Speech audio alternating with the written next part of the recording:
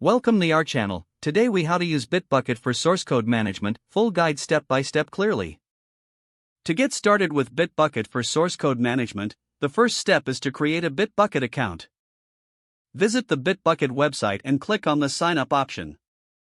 Fill in the required information including your email address, username, and password. After registering, verify your email to activate your account. Once logged in, familiarize yourself with the Bitbucket dashboard. Next, create a new repository by clicking on the Create Repository button. Provide a name for your repository and choose its visibility, either public or private. Select the repository type as Git or Mercurial based on your preference. After filling in the details, click on the Create Repository button to finalize the setup. Now, it's time to clone the repository to your local machine.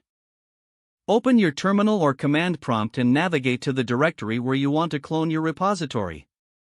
Use the command git clone followed by the repository URL provided on the Bitbucket page. Once the cloning is complete, navigate to the local repository folder.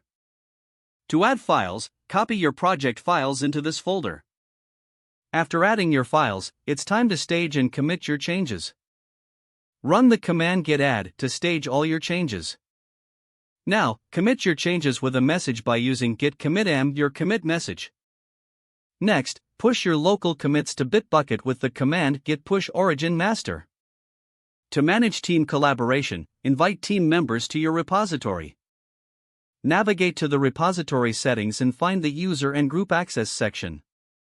Add the email addresses of your team members and set their access level. You can also utilize pull requests for code reviews between team members. Create a pull request by navigating to the Pull Requests tab within your repository.